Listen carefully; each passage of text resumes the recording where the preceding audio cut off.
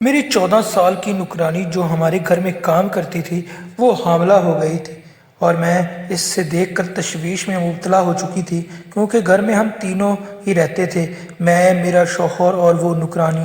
پھر وہ بچہ کس کا تھا؟ میں نے اس چیز کی کھوج لگائی تو میرے پیروں تلے سے زمین نکل گئی۔ ایک رات جب میں اپنے کمرے میں تھی اچانک میری آنکھ کھلی۔ میرا شوہر میرے پہلو میں لیٹا ہوا نہیں تھا۔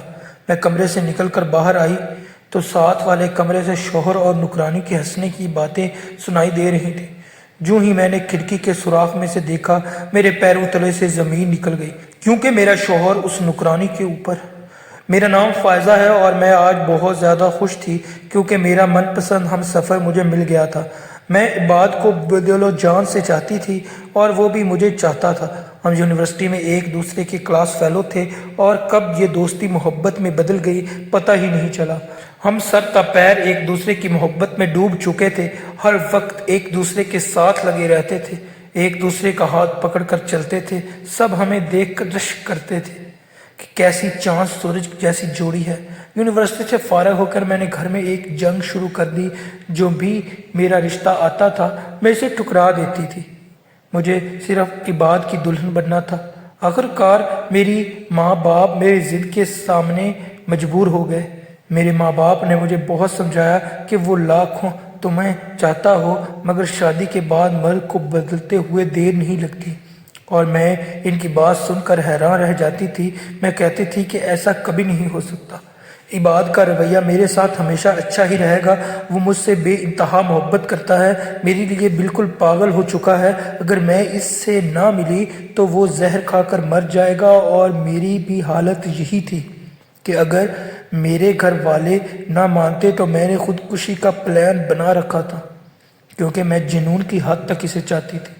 میں اپنے ماں باپ کی اکلوتی بیٹی تھی، انہوں نے آج تک میری ہر خواہش کی تکمیل کی تھی، مگر نہ جانے اس معاملے میں وہ کیوں میری کوئی بھی بات سننے کو تیار نہیں تھے۔ آخرکار میں نے ایک رات نیند کی گولیاں کھا کر بے ہوشی اختیار کر لی تو میرے ماں باپ کے ہوش اڑ گئے اور انہوں نے میری ضد کے آگے ہتھیار ڈال دیے، مگر انہوں نے مجھے دھمکی دی تھی کہ اگر عباد ایک اچھا لڑکا نہ نکلا تو یہ سب کی سب ذمہ داری تم خود کی ہوگی، اور میں تو اس پر آنکھیں بند کر کے یقین کرتی تھی۔ آج میں عباد کی دلہن بن کر اس کے کمرے میں بیٹھی تھی۔ بڑی شان کے ساتھ ہمارے اندر محبت کا ٹھاٹھے مارتا سمندر تھا جس پر بند باندھنا مشکل ہو چکا تھا۔ جس لڑکی کو عباد جیسا شوہر مل جائے اسے بھلا اور کیا چاہیے تھا؟ میں اس دنیا کی خوش قسمت ترین لڑکیوں میں خود کو شمار کرنے لگی تھی۔ شادی کے بعد بھی عباد میرا ہر طرح سے خیال رکھتے تھے۔ انہوں نے مجھے الگ اپارٹمنٹ لے کر دیا جس میں ہم الگ رہتے تھے۔ اس نے میری پرائیویسی کا خیال رکھا ہوا تھا اور مجھے یہی بات اس کی بہت پسند تھی۔ میں دل و جان سے اس پر فدا تھی، مگر ایک مسئلہ یہ تھا کہ میں شروع سے ہی لاڈوں میں پلی تھی اور مجھے کام کرنے کی اتنی عادت نہیں تھی، اس لیے ہم نے گھر میں ایک ملازمہ رکھ لی۔ وہ 50 سال کی ایک بوڑھی عورت تھی جو کہ دیہاتی تھی اور عباد کے ماں باپ کے گھر میں پہلے کام کرتی تھی۔ ایک دن اچانک اسے گاؤں جانا پڑ گیا کیونکہ وہاں پر اس کی ضرورت تھی، اس لیے اس نے اپنی 14 سالہ بیٹی کو ہمارے گھر بھیج دیا۔ میں نے کہا یہ چھوٹی بچی ہمارا کیا کام کرے گی، مگر وہ تو بہت ہی زیادہ پھرتیلی اور تیز تھی، سارے کام بہت ہی اچھے سے کر دیتی تھی۔ عباد اور میں اس کی کارکردگی سے کافی زیادہ خوش تھے کیونکہ مجھے زیادہ کام نہیں کرنا پڑتا تھا، بس عباد کے کام ہی مجھے کرنا پڑتے تھے، باقی کچن اور صفائی وغیرہ کے لیے وہی کافی تھی۔ وہ کافی خوبصورت لڑکی تھی، گوری چٹی گول مٹول سی، اور اتنی باتونی تھی کہ میرا سر ہی کھا لیتی تھی باتیں کر کر کے۔ کبھی کبھی تو میں اس کی باتوں پر ہنستی تھی کیونکہ وہ بہت ہی بچکانہ سی ہوتی تھی۔ وہ کہتی تھی کہ بیگم صاحبہ مجھے شادی کا بہت شوق ہے کیونکہ شادی کے بعد عورت بالکل مہارانی بن کر رہتی ہے جیسے کہ آپ رہ رہی ہیں۔ میں نے کہا یہ تو قسمت کی بات ہوتی ہے، اگر شوہر اچھا ہو تو وہ آپ کو سر آنکھوں پر بٹھا کر رکھتا ہے، اگر شوہر ہی برا ہو تو پھر آپ کی زندگی پہلے سے بھی زیادہ خراب ہو جاتی ہے۔ وہ ایک دم سے میری طرف دیکھنے لگی اور کہا کہ باجی آپ تو بڑی خوش قسمت ہیں کہ آپ کو عباد صاحب جیسے شوہر ملے۔ میں اس کی بات سن کر مسکرانے لگی۔ میں نے کہا کہ فکر مت کرو، تم بھی کسی سے کم نہیں ہو، تمہیں بھی بہت اچھا شوہر ملے گا، اور ابھی سے اس طرح کے خرافات کو اپنے ذہن میں دماغ میں مت بٹھایا کرو، ابھی تمہاری عمر ایسی سوچو سمجھنے کی نہیں ہے۔ کہنے لگی باجی پھر ہم غریب لوگ اور کیا سوچیں، ہماری زندگی کی وحد خوشی یہی ہوتی ہے کہ ہماری شادی ہو، ہم اچھے طریقے سے تیار ہوں، سجیں سنوریں۔ وہ اکثر ہی مجھ سے شادی کی رٹ لگائے رکھتی تھی کہ شادی کے بعد یہ ہوتا ہے، شادی کے بعد وہ ہوتا ہے۔ میں نے کہا شادی اتنی بھی آسان نہیں ہوتی، تم کیا میرا سر کھاتی رہتی ہو؟ کبھی کبھی میں اس کی باتوں پر جھنجھلاہٹ کا شکار ہو جاتی تھی اور وہ چپ ہو جاتی تھی۔ اسے یہاں کام کرتے ہوئے تقریباً 6 ماہ ہو چکے تھے اور ہمیں اس سے ابھی تک کوئی شکایت نہیں تھی، مگر پھر ہماری زندگی میں ایک ایسا بھونچال آیا کہ میں بالکل سکتے میں رہ گئی۔ مجھے لگا شاید میری زندگی میں اب خوشیاں کبھی نہیں آئیں گی۔ ایک بہت بڑا طوفان تھا جو ایک دم سے آیا اور میری خوشیاں اس طوفان کی نظر ہو گئیں۔ ایک دن میری طبیعت کافی زیادہ خراب تھی، مجھے بار بار چکر آ رہے تھے اور مطلبیاں ہو رہی تھی۔ میں نے سوچا کہ ڈاکٹر کو چیک اپ کروانے جاتی ہوں۔ جب میں تیار ہو کے گھر سے نکلنے لگی تو شانو میرے پیچھے بھاگتی ہوئی آئی، کہنے لگی بی بی جان کدھر جا رہی ہیں؟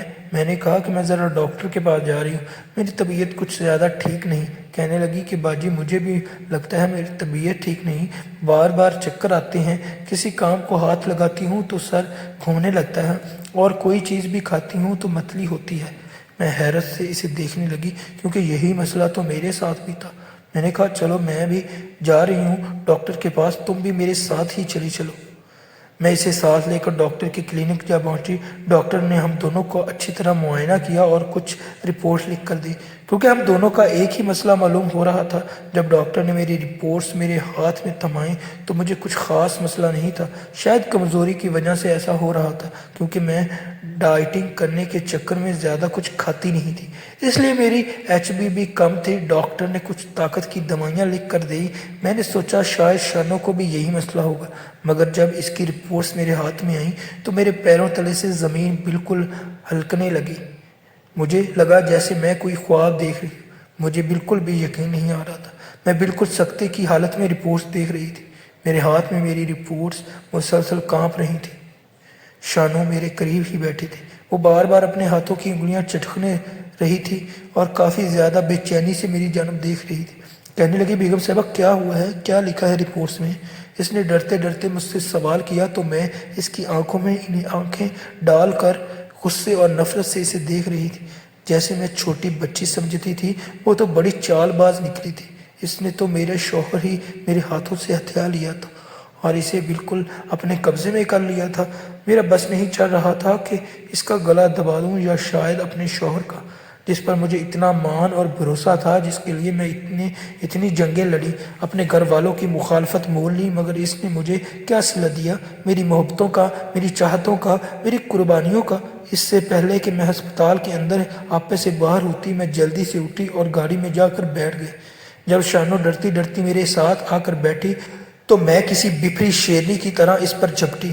میرے اس عمل پر وہ ایک دم سکتے میں آ گئی، کہنے لگی بیگم صاحبہ کیا ہو گیا ہے؟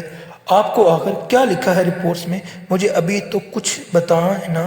میں نے کہا کہ تم میری آنکھوں میں دھول جھونک کر میرے شوہر کے ساتھ منہ کالا کرتی رہی ہو اور اب کہتی ہو کہ کیا لکھا ہے رپورٹس میں، جیسے تمہیں تو کچھ پتہ ہی نہیں۔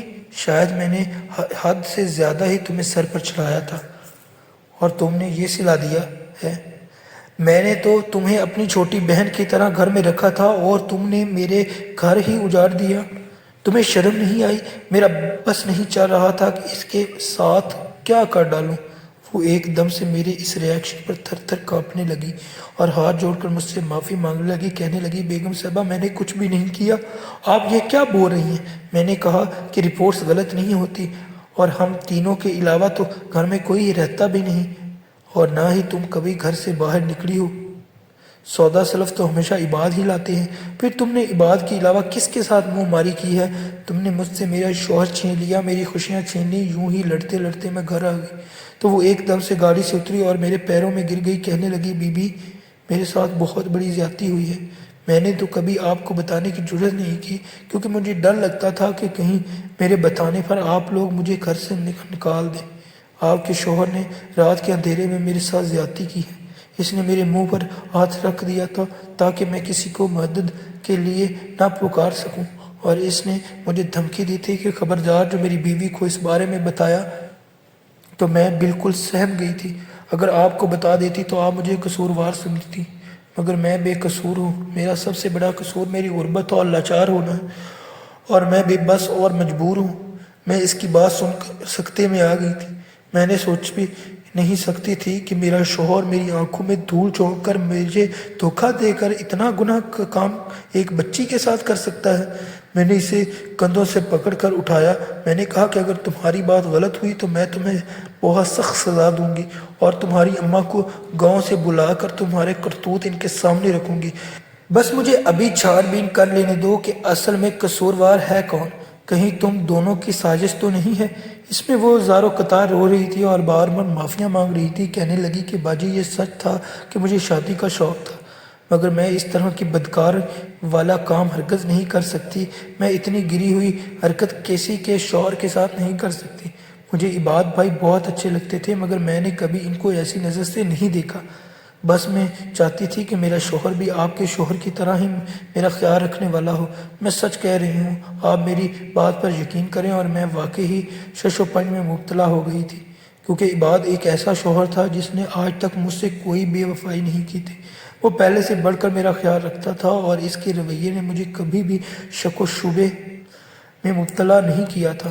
جب رات کو میں نے عباد سے بات کی کہ ہماری نوکرانی حاملہ ہو چکی ہے، میں اسے چبھتی ہوئی نظروں سے دیکھ رہی تھی۔ ایک دم سے اس کا منہ میں جاتا ہوا ہاتھ رک گیا۔ کہنے لگا، کیا کہہ رہی ہو تم؟ تمہارا دماغ تو ٹھیک ہے؟ وہ حاملہ کیسے ہو سکتی ہے؟ وہ تو گھر سے کبھی باہر نکلی ہی نہیں۔ میں نے کہا کہ یہی بات تو میں کہہ رہی ہوں کہ گھر میں ہم تینوں کے علاوہ کوئی بھی نہیں، اور میں تو اسے حاملہ کرنے سے رہی۔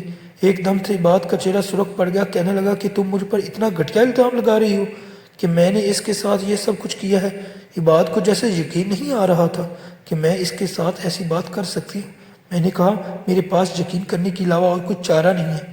میں نہیں جانتی کہ اصل قصوروار کون ہے، مگر تمہارے علاوہ اس کوئی حاملہ نہیں کر سکتا، کیونکہ ہمارے گھر میں کوئی دوسرا مرد موجود نہیں ہے۔ وہ ایک دم سے طیش کی حالت میں آیا اور ڈائننگ ٹیبل پر رکھے برتنوں کو زور زور سے فرش پر پٹکنے دیا۔ شادی کے بعد پہلی دفعہ تھا جب وہ اس حد تک غصے میں آیا تھا۔ اس کا چہرہ ہمارے حد تک کہ سرخ پڑ چکا تھا۔ کہنے لگا کہ میں سوچ بھی نہیں سکتا تھا کہ میری بیوی مجھ پر اتنا گھناؤنا الزام لگائے گی۔ وہ بیوی جسے میں نے ٹوٹ کر چاہا، جس کا میں نے ہر لمحہ خیال رکھا۔ سچ کہتے ہیں کہ عورت کسی حال میں خوش نہیں ہوتی، اسے ہر حال میں مرد میں ہی کھوٹ نظر آتی ہے، مرد ہی اسے بے وفا نظر آتا ہے۔ میں نے کہا، تو پھر تم ہی بتاؤ کہ اس ساری صورتحال کا کیا حل ہے؟ وہ کہنے لگا کہ شاید وہ گھر سے باہر جاتی ہو، اپنے کسی آشنا سے ملتی ہو۔ ہمیں کیا معلوم کہ اس کا کریکٹر کیسا ہے، اور تم جو مجھ پر الزام کیسے لگا سکتی ہو؟ اس سے جیسے ابھی تک یقین نہیں آ رہا تھا کہ میں نے کہا ہے کہ اس سب کا ایک ہی حل ہے، اور وہ ہے DNA ٹیسٹ۔ جب تک میں DNA ٹیسٹ نہ کروا لوں، میں تم پر ایسے ہی شک کروں گی۔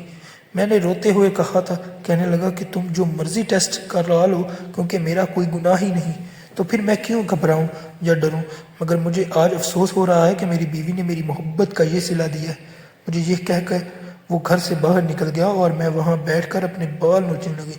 زندگی نے مجھے ایک بہت بڑے اور کڑوے امتحان میں ڈال دیا تھا، مگر اب سوائے حقیقت کو جان لینے کی اور کوئی چارہ نہیں تھا۔ میں اس طرح سے شک میں اپنی زندگی نہیں گزارنا چاہتی تھی۔ شانو نے میرے سامنے ہاتھ جوڑ دیے۔ کہنے لگی، خدا کے لیے میری ماں کو اس بارے میں مت بتائیے، وہ تو مجھے جینے تے جی مار دے گی۔ میں نے جب شانو کی بات سنی تو مجھے عباد پر شک ہونے لگتا، اور جب میں اس کی بات سنتی تو مجھے شانو جھوٹ لگنے لگتی۔ نہ جانے کون سچا تھا کون جھوٹا تھا، کس نے کس کے ساتھ زیادتی کی تھی، اور یہ سب کچھ کیا ہو رہا تھا، میری سمجھ میں کچھ نہیں آ رہا تھا۔ میں ہر وقت ڈپریشن کی مریضہ بنی رہتی تھی۔ عباد سے بھی میں ڈھنگ سے بات نہیں کرتی تھی۔ میں نے اس کے ساتھ ایک کمرے میں سونا چھوڑ دیا تھا، میں دوسرے کمرے میں سوتی تھی، اور وہ پیچو تاب کھا کر رہ جاتا تھا۔ اس نے کافی زیادہ کوشش کی کہ میرا شک دور کر سکے، مگر میں اتنی منافق نہیں تھی کہ اپنے دل میں شک پیدا کر کے اپنے شوہر کے پہلو سے چپکی رہوں۔ اس لیے میں نے عباد سے وقتی طور پر قطع تعلقی اختیار کر لی۔ وہ بھی اب بالکل خاموش ہو گیا تھا، جیسے اسے خود ہی سمجھ نہیں آ رہا تھا کہ یہ سب کچھ کیا ہو رہا ہے۔ میں اب ایک کمرے میں تنہا سارا دن پڑی رہتی تھی۔ کھانا پینا ترک کر چکی تھی۔ شانو کی طبیعت بھی اکثر بگڑی رہتی تھی اور اسے ڈاکٹر کے پاس لے جانا پڑتا تھا۔ میں اتنی انسانیت سے گری ہوئی نہیں تھی کہ اس حالت میں اس پر ظلم یا زیادتی کرتی۔ اگر اس کے ساتھ واقعی زیادتی ہوئی تھی تو میں اسے انصاف ضرور دلاؤں گی۔ اگر یہ زیادتی کرنے والا عباد ہے تو میں شانو اور عباد کا نکاح کروا دوں گی، کیونکہ میں ایسی عورت میں سے نہیں تھی جو زبردستی کے بندھن میں بندھ جاتی اپنے شوہر کے ساتھ۔ اگر وہ میرے ساتھ نہیں رہنا چاہتا تھا تو میں اسے چھوڑ بھی سکتی تھی، اور یہ چیز میرے دل کو کسی نوکیلی چیز سے کاٹنے لگتی تھی، کیونکہ میں عباد سے بے انتہا محبت کرتی تھی اور وہ بھی دعوے تو یہی کرتا تھا، مگر نہ جانے اس نے میرے ساتھ اتنا بڑا دھوکہ کیوں کیا۔ میں چاہ کر بھی اس کی بات پر یقین نہیں کر سکتی تھی، کیونکہ کوئی بھی بات اس کے حق میں نہیں جا رہی تھی، بلکہ سارے ثبوت اس کے خلاف ہی جا رہے تھے۔ اب بس ڈی این اے ٹیسٹ کی رپورٹ کا انتظار تھا۔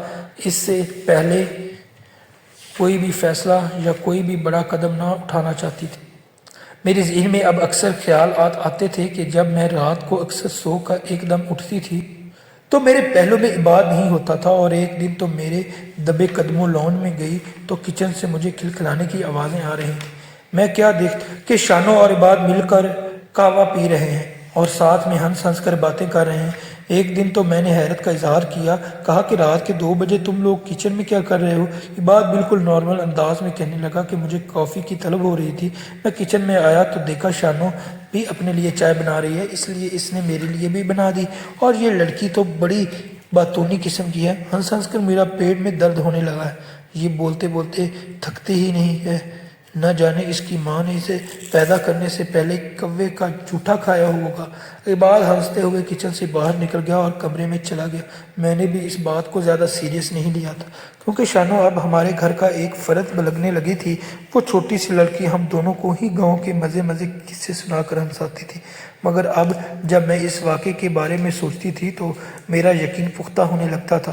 سچ کہتے ہیں کہ ایک عورت اپنے شوہر سے چاہے جتنی مرضی خلوص اور محبت نچھاور کر دے، اس کا شوہر دوسری عورت کے لیے ضرور پگھل جاتا ہے اور اس کی طرف ضرور مائل ہوتا ہے، اور سامنے پڑی ہوئی کھیر کسے بری لگتی ہے؟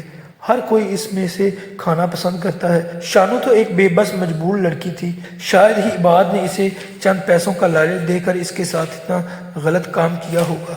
دوسری طرف اپنی نند کی بات یاد آنے لگتی ہے۔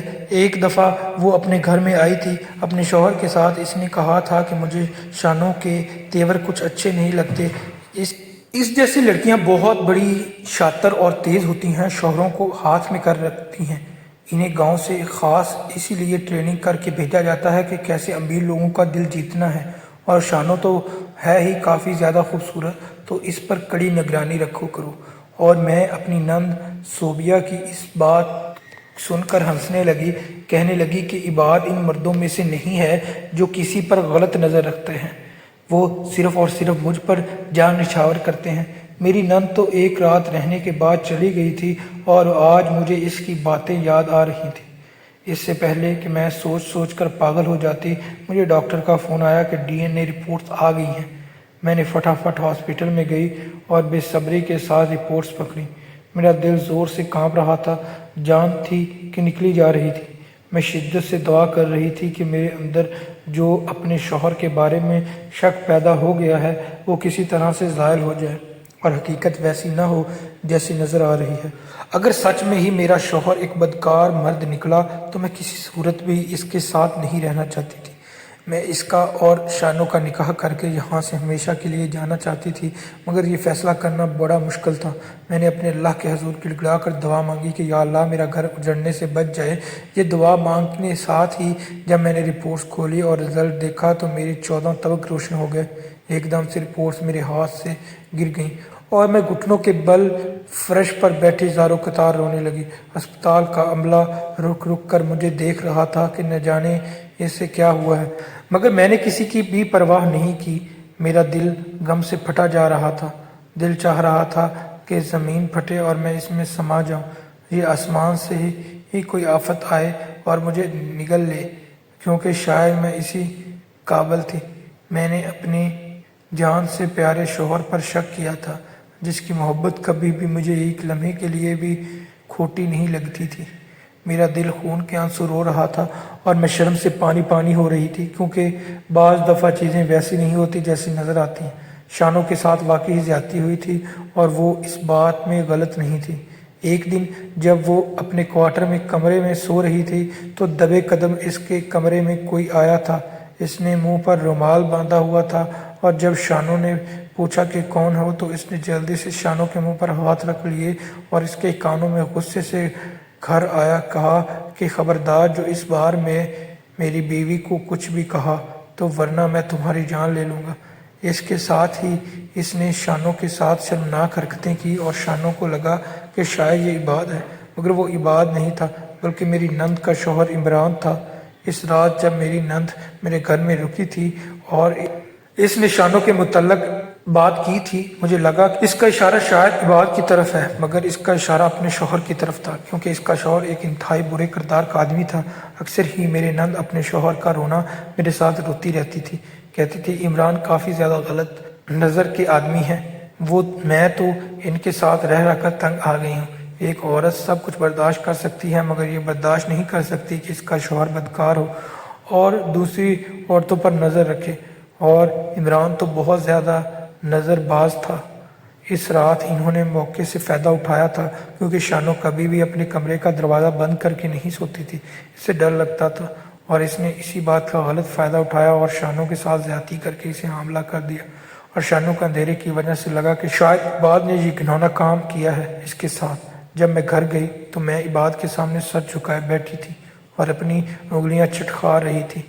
مجھے سمجھ نہیں آ رہی تھی کہ میں اپنے شوہر سے کس طرح سے معافی مانگوں، مگر عباد نے میری مشکل آسان کر دی تھی۔ اس نے میرے ہاتھوں کو اپنے ہاتھوں میں لے لیا اور کہا کہ دیکھو فائزہ، میاں بیوی کا رشتہ اعتماد اور بھروسے کا ہوتا ہے۔ ایک دوسرے پر اعتماد ہی نہ ہو تو یہ رشتہ کسی کام کا نہیں ہوتا، نہ ہی محبت کسی کام کی ہوتی ہے۔